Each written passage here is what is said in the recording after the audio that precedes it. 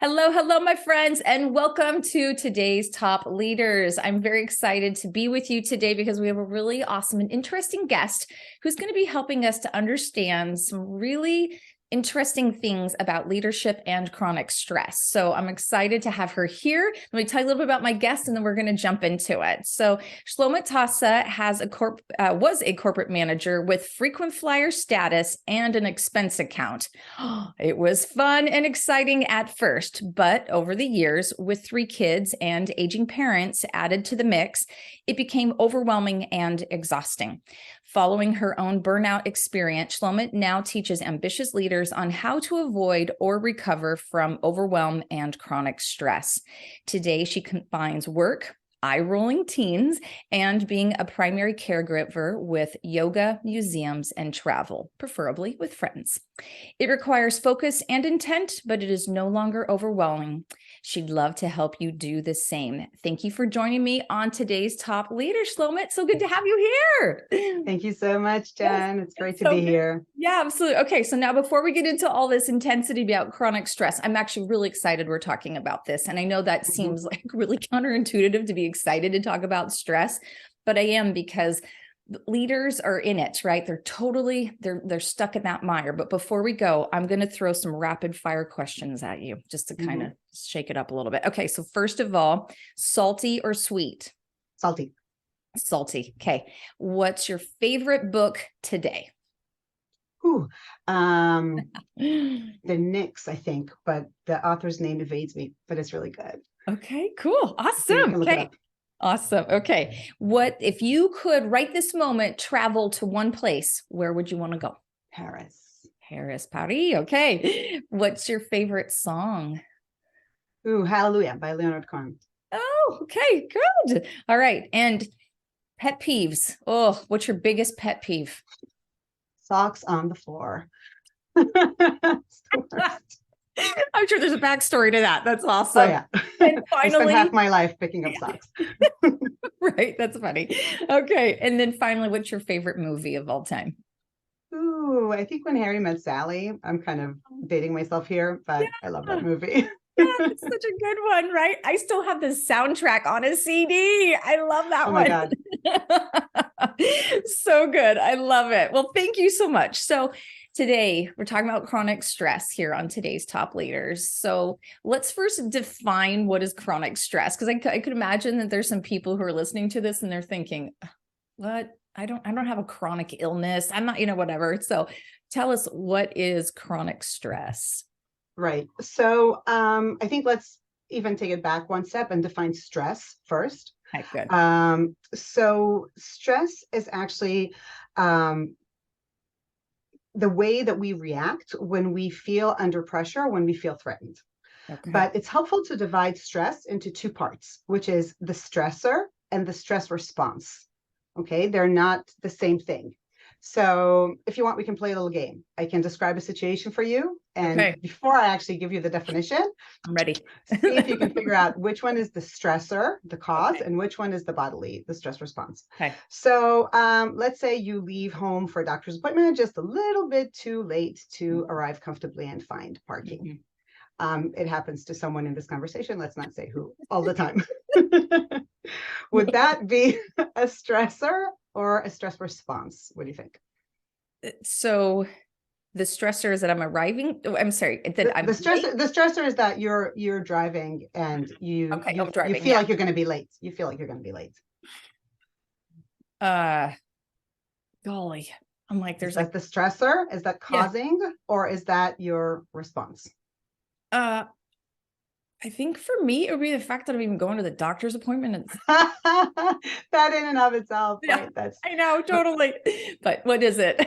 It's the stressor. So that's the thing that's actually causing your feeling of being threatened. And it a lot of times it's an external thing, but it can also be something internal in the sense that it's imagined. Okay. So let's say traffic is building up, right? Yeah. So it's getting worse. Yes. Stressor or response? The traffic. I guess the traffic is also a stressor. That's right. Exactly. Then you start getting fidgety and angry. Okay. And you start feeling your stomach in knots, and maybe you feel a little sick or your heartbeat is elevated. Is that the stressor or the response? What do you think? I think maybe my response to it. Yes, Okay. exactly. Okay. That's your body essentially releasing hormones that are creating bodily reactions that it's designed to deal with stress. So essentially the stressor is the difficult situation, and the stress response is our emotions and our bodily reactions in response to the stress. Okay. Now, the good news is that while we can't always mitigate or resolve the stressor, the situation that caused this, of course, you can leave the house 10 minutes earlier, but some of us tend not to do that, even though they've learned that lessons multiple times. But there are stressors that can't be mitigated. There are, and the stress response, the bodily response, is something that we can always deal with. So it's the stress response is a survival mechanism, and that's the fight, flight, or freeze reaction that we're all aware of, right? Yes. It's that cascade of hormonal changes and physiological responses that prepares the body to either fight, the saber-toothed lion, or flee from it, or freeze and play dead. So the main hormones that create the stress response are adrenaline and cortisol, and they increase your heart rate and your blood flow to the muscles. And they really help you run. Now, the thing is that the body doesn't know all the time when if you need to run or you don't need to run. And this will happen to you also when you're taking a test, where you actually need to sit in the room and you don't need all the blood in your arms and legs to run away, but you'd still have the same response. And then when there's no chance of getting out of the situation by fighting or by fleeing, then we would get into a freeze response. And that's what happens to trauma victims a lot of times. And in the test situation, that would be a blackout. Okay. So we would respond in the same way, even though our lives are not threatened. But the mind doesn't know this. The hormonal responses and the physical and the emotional response that we have is exactly the same. It's automatic. It's not planned. It's it's evolutionary. Our body just responds in the same way as other animals respond. This happens to every other animal. But the thing is that we're not used to doing the same things that animals do in order to do what's called closing the stress cycle. So you may have seen, and I can give you a link to that if that's interesting. There are clips of the animals in nature. You see this lion chasing a gazelle or something like that, an antelope, and maybe she escapes or whatever, or she plays dead, and then when the lion when she's safe again, you'd see this, they get up and like shake their bodies, really basically like shake off the stress. Exactly. And this like shaking is really a way to help the body get the stress hormones out of the blood system. And we don't do that. Our problem, and this is the cause for chronic stress, is that very often, even though our bodies are designed to feel stress, and it's okay, momentary stress, a lot of times it's completely appropriate too. Like you need those hormones in order to do the right thing, right? Like, I don't know, your kid is running to the road, right? And you immediately jump up and run after them. Yes, you should be stressed when you see your kid running there, and you should run after them, and you want the body to be able to create that explosive motion, right? It's good oftentimes. But you want to do something after that to return yourself back to calm, to signal to the body that it's now safe and that the hormones can lower. And when we don't do that, when we're operating at a constant level or a high level, too high level of stress, that's when we have chronic stress. And it's chronic stress that's dangerous. Okay. That's the one that causes the heart problems, the blood vessel problems, and the emotional problems, and all that stuff, and interferes with our sleep and interferes with our relationships, and it is the one that we need to deal with. Also, there's this nice quote by a psychologist whose name slipped my mind yet again. And she says that having zero stress is completely unrealistic, because she says that's like a dead person's situation. Right. If you have absolutely no stress.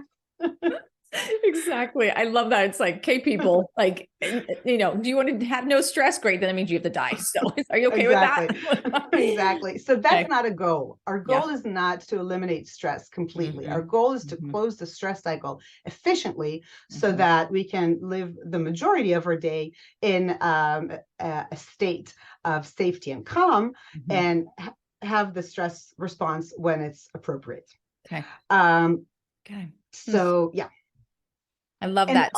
So my mind immediately goes to this thought of, okay, so when does it become chronic stress then? So, like how many instances or how long are you in it before it becomes chronic?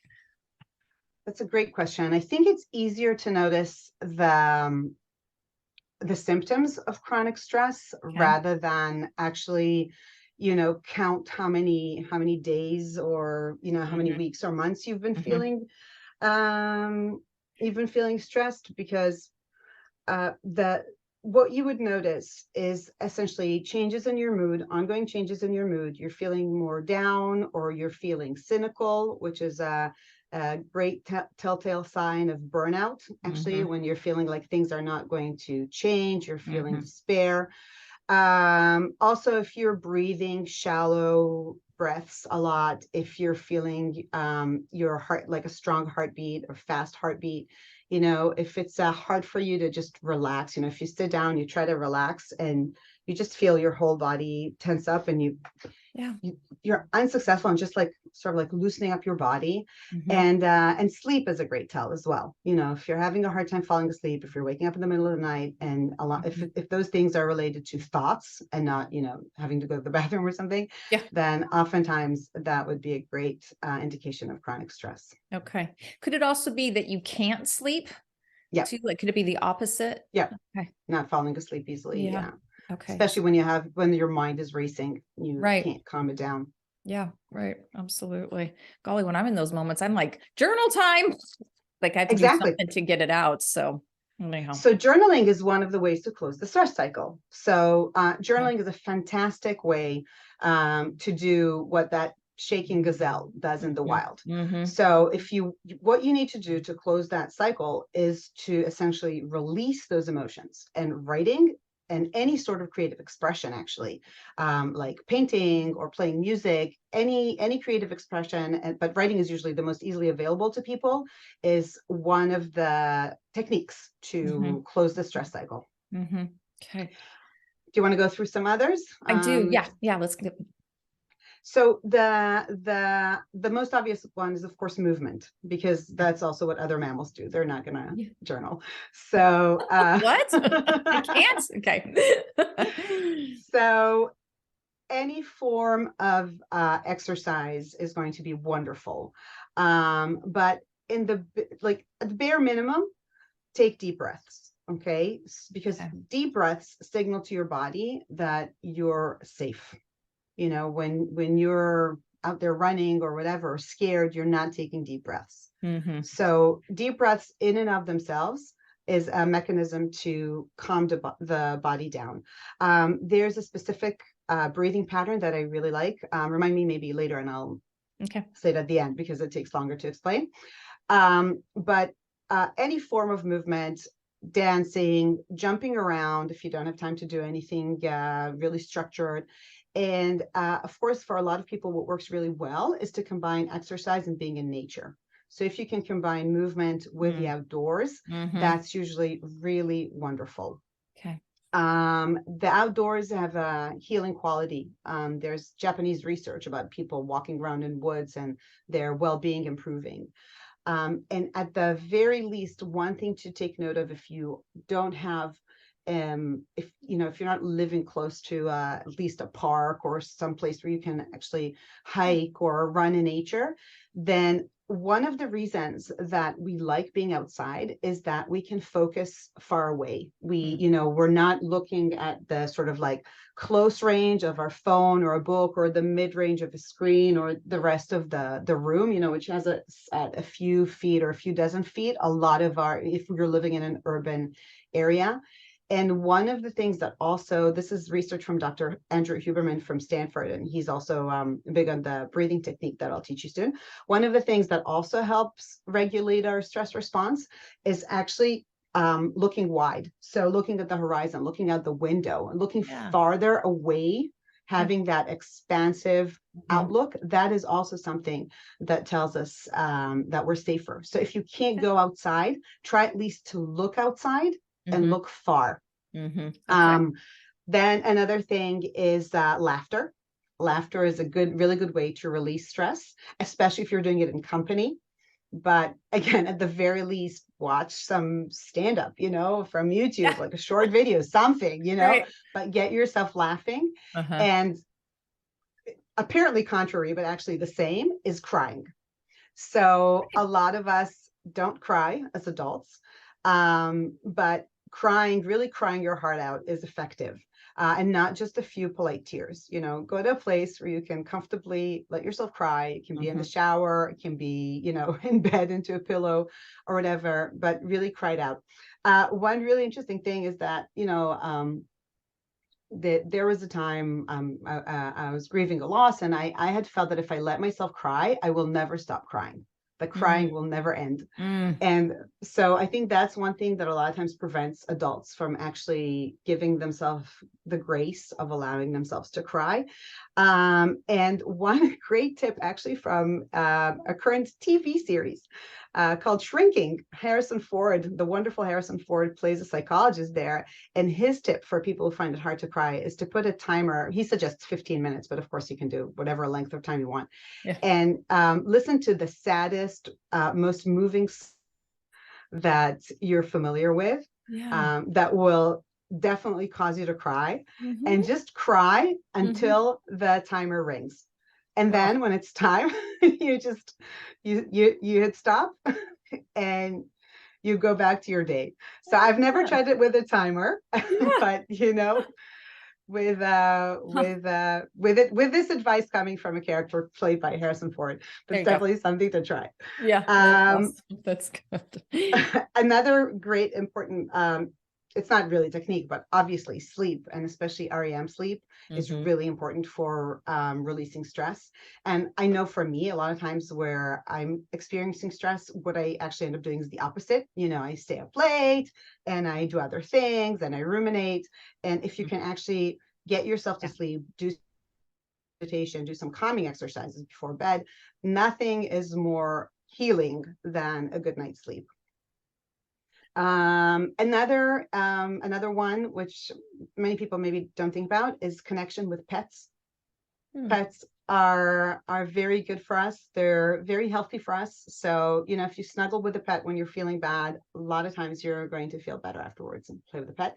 And the last one, which is a little bit unexpected, but I really like it, is using your imagination to fight off the stressor while being in movement.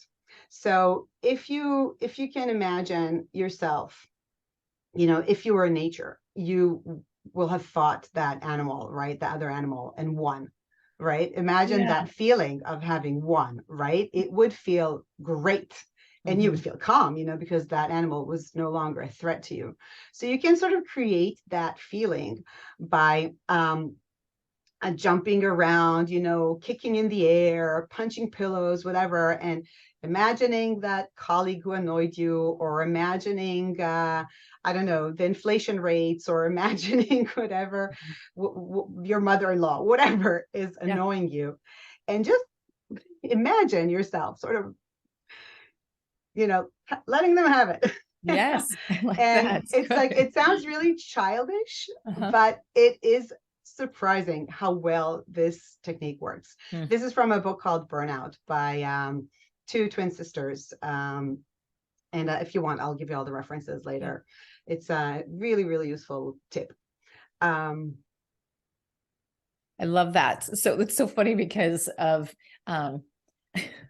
anyhow, I was just thinking just the other day, I was having a conversation with somebody, and it made me remember back when I was a kid, like around like 8, 9 years old. I was going through a lot of stress in my life. Like my parents were fighting like crazy. I had a brother who was 2 years younger than me. And for whatever reason, I used to love to take like sleeping bags, and they were like all rolled up, and I put my hands in the middle of them. So they become like these big fists, you know what I mean? And then my brother would put some on, and like we would like fight each other. And I remember like when you just brought that up about like hitting something, I'm like, I remember that feeling of release, because Yes. typically like as an 8-year-old child, I'm not allowed to be punching my 6-year-old brother, you know what I mean? Like that's just not keen in our household, you know what I mean?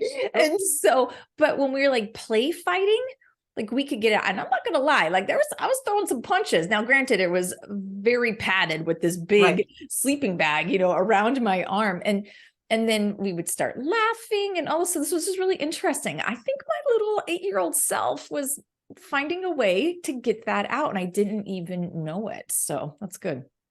That is an excellent example. And that's Yeah. exactly what you were doing Yeah. Huh. So intuitively. yeah, that's good. I'm So calling my brother. intuitively. I'm going to let him know. Like we were processing stress and we didn't even realize it. So that's very good. So one of the things that you mentioned was this whole thing about fight, flight, or freeze. And so I'm curious about, like, in workplace examples, maybe from like your conversations with clients, or just what that you know about the workplace. Can we talk about examples of like what does fight look like in the workplace? Like maybe like the wrong bad version of it, you know, like literally punching somebody, you know, and then like what might be a better way to handle it or something. So is that something we can delve Oh into? yeah, Okay. definitely. So the fight version would be anything that is aggressive and is taking essentially your emotions out at somebody else. Yeah. So whether you're being aggressive, dismissive, insulting, definitely if you're yelling, it doesn't have to be physical. You can be sitting in a meeting room and looking all, polite and poised, but if your demeanor or if your conversation is putting the other person down in any Mm-hmm. way, Mm-hmm. that would be a fight. And definitely if you're starting to argue, then they're picking the same response as you. And you're both and it's important also to notice that this, I mean, you can argue without it being a stress response. You can have a professional argument Yeah. that is not emotional, Mm-hmm. right? Right. But as soon as you're feeling an anger or any sort of aggression, sort of, and it feels like a wave rising, right? Yeah. When Mm-hmm. somebody is really annoying you, and you're starting to answer in a way that feels to you like you're being in any way powerful, Mm-hmm. Mm-hmm. then that's a fight response. Okay. All If righty. you're doing anything worse, right? Like if you're actually, I don't know, standing, if you're lecturing or whatever, and you're being threatening with your body pose or anything like that, then that's Mm-hmm. even worse. But Mm-hmm. normally it would just be being powerful, putting other people down, being mean, being confrontational. Mm-hmm. Okay. All righty. So I bet there's a lot of people listening to that right now who are like, I've totally have done that, right? Especially like when you described it as that wave of emotion coming Yeah. forward, right? And so what do we do in that moment? So this is actually a great time to introduce the breathing technique. Okay. Because the most important thing, right, like you said, is to recognize it. Yeah. And when we recognize that, we want to essentially take the body response down a notch, take that level down. And the easiest thing is to breathe. So everybody always tells us, take deep breaths, take deep breaths. And there are breathing techniques that some people may have heard of. There's the box breathing that the Navy SEALs use, 4x4, where they take a breath in for 4 seconds, hold it for 4 seconds, take it out for 4 seconds, and hold with no air as much as possible for 4 seconds. And there's 3-7-8 and 3-8-7, or other techniques like that in terms of the inhale and exhale. Essentially, when we exhale for longer than our inhale, then we calm ourselves down. If you want to actually energize yourself, you want to do the opposite. You want the inhalations to be longer than the exhalations. But when you're trying to calm the body down, you want to exhale for longer. And the most effective technique, as has been shown by Dr. Huberman's research, whom I mentioned before, is called a physiological sigh. It's a funny name for a technique that is basically everybody's familiar with. If you remember when your daughter was crying, right, when she was a baby, have you ever heard her do this? Yeah. A double inhale, right? Oh, yeah, absolutely. And so that double inhale apparently is really effective, because what it does is that it increases the lung pressure, the second inhale, and that brings oxygen into the smaller air sacs in the lungs that are called the alveoli. And a lot of times when we're stressed, we take shallow breaths, right? So those smaller air nodules in the lungs are not getting the oxygen that they need to get to the rest of the body. And when you do the double inhale, you're sort of forcing yourself to increase the level of oxygen that the mind is receiving. And then with a longer exhale, you're also calming the system down. So the trick, I'm going to do it sort of powerfully so people hear it, but you can do it completely silently, is to take 2 short consecutive breaths through your nose, like, and then 1 long exhale through the mouth. Now you'll feel the effect after even doing it 1 time, but if you can do it 3 times, and then maybe after a few minutes, do it again, do three physiological sighs like this again, the effect is unbelievable. I do it in traffic all the time. Now, Dr. Huberman is sort of specific about the inhale through the nose and exhale through the mouth, but I've had great success with it, any other combination. I don't personally, I mean, you need to test it out for yourself. Personally, yeah. I don't find the nose and mouth thing to be very critical. Fascinating. That's so interesting. Yes, you're right. You're right. I mean, my daughter, she's 7 now. And I mean, still when she cries and flips out about something, I've totally seen her do those 2 breaths. Yes. Now I'm gonna watch her and be like, is she doing it through her nose or her mouth? She's probably doing it through her mouth when she's crying. But yeah. And then it's also sort of like, you hear it. It's like, yeah, a lot of times. Yeah, that's awesome. So actually, that's good reason for me to tell the professor that's what works also through the mouth. Yeah, right. The kids are doing it, right? Yeah, right. The 7-year-old's doing it. Clearly, it works. Exactly. Another thing, it depends on like what kind of setting you're in. But another thing that really helps with any sort of breathing mechanism is to put your hand over your heart as you're breathing. It closes some sort of a cycle. Any sort of deep breath that you do like this, do it. Do you feel that having your hand here is really calming? So that's not necessarily something you can do if you're in the boardroom, but if you're in a Zoom call, for example, and there's something that's happening that's you feel the anger building up here. I'm doing it, and I'm underneath the Zoom frame. Yeah. So that's a great thing to do also. And even as you're talking, if you're just making sure that you're talking more calmly and you're giving yourself time to inhale and exhale as you're talking. Here I'm talking, but I took a deep breath in and I'm talking slowly. So the exhale is long and I have my hand over my heart and you can't see it. That's a very calming position right here. And, in this situation that could be stressful, right? Where this is being recorded, but this is helping me feel much, much better as I'm talking.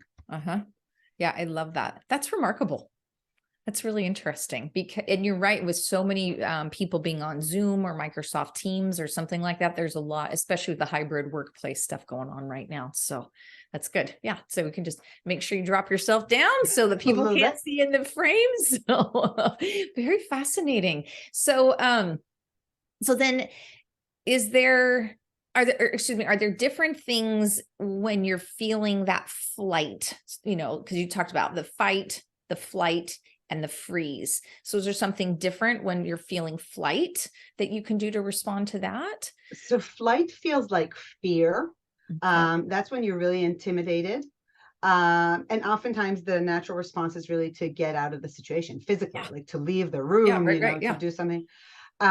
For me, I don't have any sort of research justification for this, just my own experience and also my clients' experience. The best thing there is actually some movement. So I've had and I've recommended in situations like these to go to the bathroom if you can, if you've actually left a situation and you need to kind of prepare yourself to come back, feeling that you can stand for yourself a little bit better, and just do any sort of movement that you can do in privacy. So if you have earphones and you have your phone with you, you can also have some music with you and you can jump around, dance around, anything that actually does that sort of shaking, Mm-hmm. you know, Mm-hmm.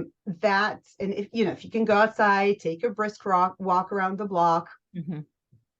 look far, Yeah. right? See the sky, take deep breaths, walk fast so that you feel that your heartbeat going up a little bit, your muscles are pumping. You'll come back and you'll come back much calmer. Another thing to do is, if you can, is actually write what you're going to say, or, you know, Mm. have that sort of time out where you're reflecting also Okay. on what has happened and how you'd like the situation to proceed now that you're in a calmer place. And a lot of times, if you're going to have a difficult conversation with your boss and after, they just yelled at you and it was unpleasant, then coming in with a note with a few points of what you'd like to say and being in a place where you're much calmer and feeling like these are things that I can say, from a professional standpoint. I can stand up, I have my reasons for why this makes sense. I Mm-hmm. am not afraid, even if they say no, that's okay. My life is not threatened. Yeah. you know Right. this I'm proposing something, the response Mm. can be negative, but if I propose it calmly, they're not going to get upset. And having that as a pre-planned thing after you've shaken that, have exercised in some Yeah. way that fear out of your body, is going to be much easier. Huh, I love that. That makes so much sense because then you'll be calmer and you can Yes. handle it better. Oh, that is so good. So good. I love the bathroom break idea. Be like, Yes. okay, before I totally lose it, I'm like, I need a bathroom break. Bye. Like, just go. Exactly. It's so Exactly. awesome. It's interesting when you said about, and then like when you're in that private place for moving, put on some music or whatever. And so, anyhow, so just made me think of like your favorite song, right? Like what's that thing that can like feed you back, right? I'm always a big fan of like what I call theme song, right, for your life, right? It's like this is what my life is.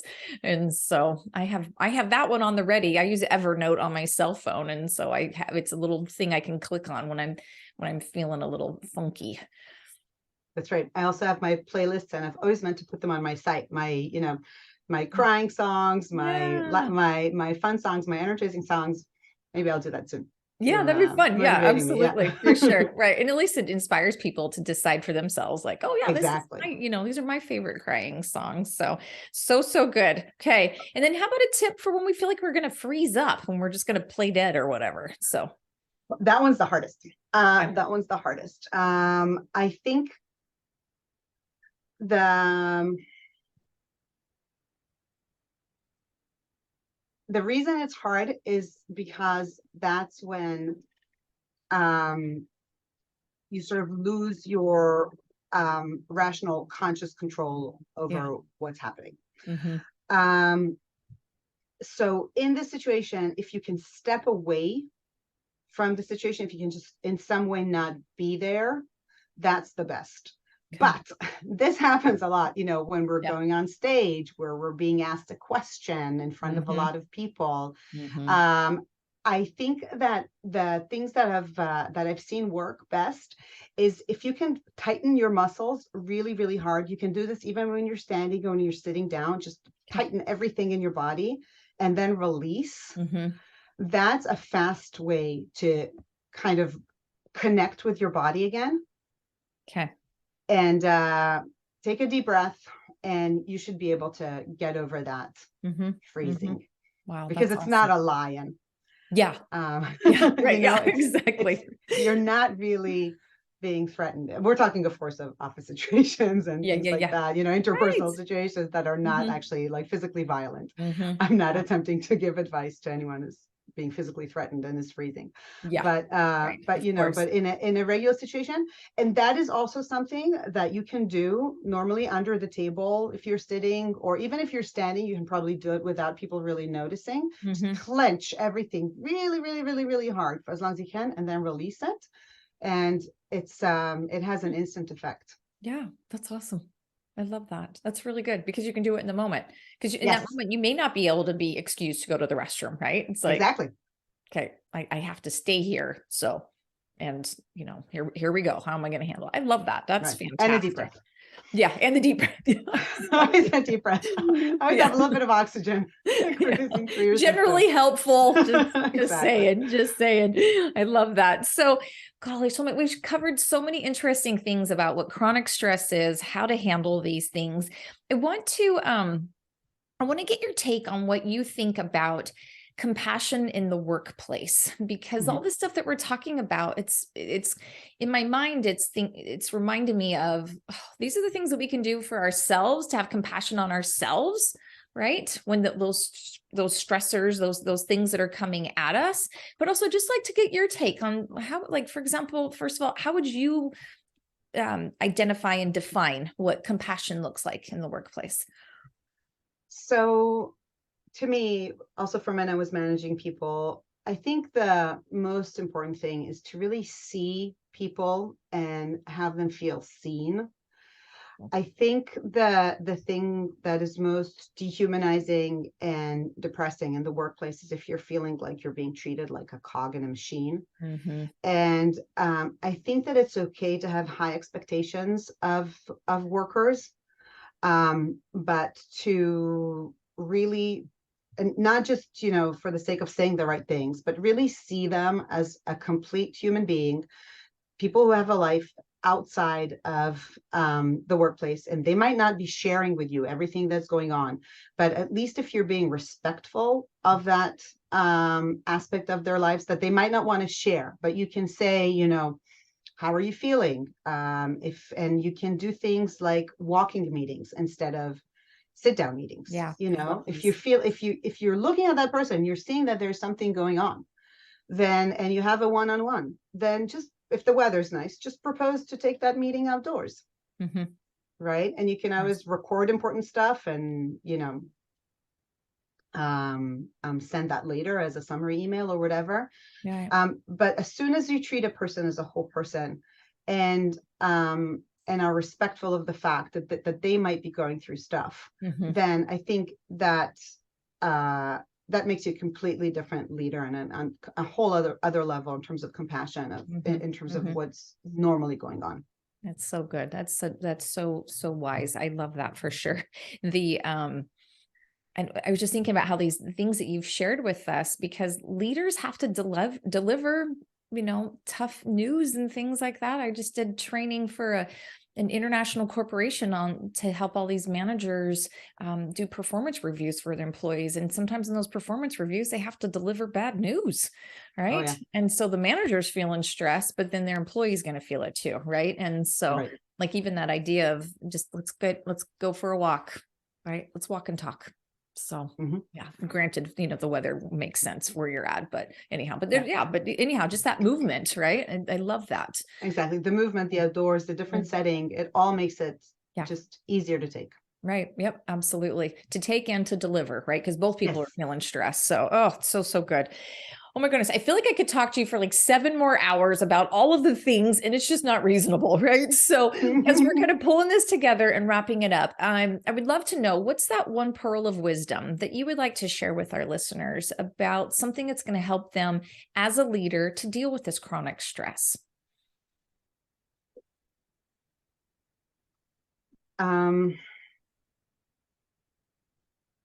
I think the most important thing, first personally, and then when looking at your team, is to be respectful of the fact that we all have ups and downs, that you cannot expect neither yourself nor your team to be at peak performance all the time. Yeah. And you have to find the mechanisms for yourself and also for managing different individuals, and it might be different from one person to another, to understand what's going on. So if you're a person who journals, that's my go-to. If you're a person who meditates, that's wonderful. It's a great way to keep tabs on how you're feeling over time, because you'll see differences. Yeah. And there are a ton of other techniques, but the most important thing is just to be aware of our humanity, of our differences day to day and even hour to hour between the day, like, along during the day. Yeah. And not to think that there's anything wrong with that. Yeah. The ideal is not to be a robot. The ideal is to be a good, kind, creative, brilliant human being. And you're not going to be creative and brilliant if you're chronically stressed. I love that. Oh, I love that. What? We're not supposed to be robots? Oh my gosh. Who knew? Who knew? Who knew? I know, that whole cog in the wheel thing. Thank you for that, Shlomit. And what's one place that's the best way for people to find you? My website. It's just my name. It's www.Shlomit Tassa. So that's 2 T's and 2 S's.com. Okay. Awesome. Wonderful. Thank you again for coming on to the show today. It's been a pleasure to have you on today's Top Leaders. Thank you so much, Jen. It was wonderful talking to you. Thank you so much.